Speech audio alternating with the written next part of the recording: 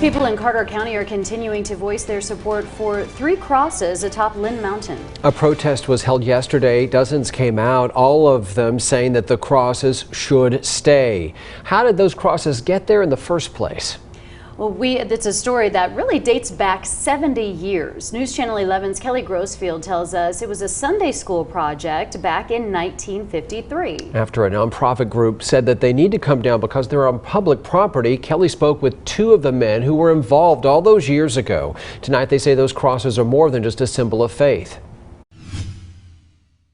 With Easter just a few weeks away, the conversation surrounding these crosses is timely, especially since they were put up around this time 69 years ago. I still, to this day, look up there, see that. I said, boy, when I was just a young fellow, we put those up there, I brag about it, Sam Bradshaw and Ralph Bowers are 2 of the remaining members of this Sunday school class. The class, consisting of nearly 20 boys back in 1953, was responsible for putting up the original crosses. It was a project dreamed up by Viola Phillips. Viola Phillips, that was our Sunday school teacher. She was just a wonderful person. The chosen spot holding a higher meaning. Back in World War II, the older women used to walk up there on top of the hill and pray for their sons and husbands that were overseas.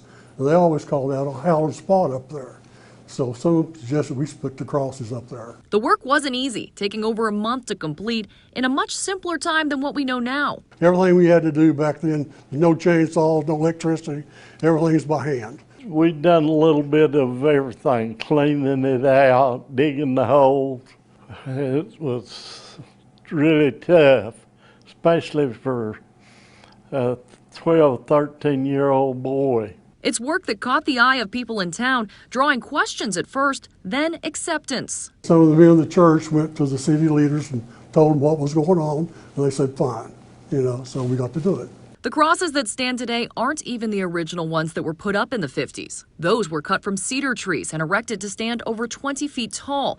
This is a piece of one of them. They were taken down around 15 years ago to make way for a larger Christmas display. But the message is still there in the newer crosses. It's something both Bowers and Bradshaw are proud of, even decades later. Everybody in town before, they loved it, Who put those crosses up there? And I helped, They both tell me that the potential removal of these crosses breaks their heart and that the community support around keeping them has been tremendous.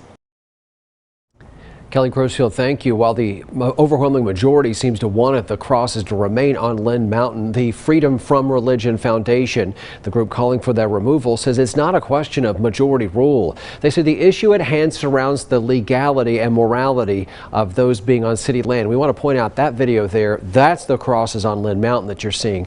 That means taxpayers could be paying to keep or up religious symbols, and that goes, they say, against the Establishment Clause of the First Amendment. All this according to Karen Heineman, a legal fellow with the foundation. We spoke with Heineman today regarding where the issue stands. She said that they're still investigating and awaiting response from the city.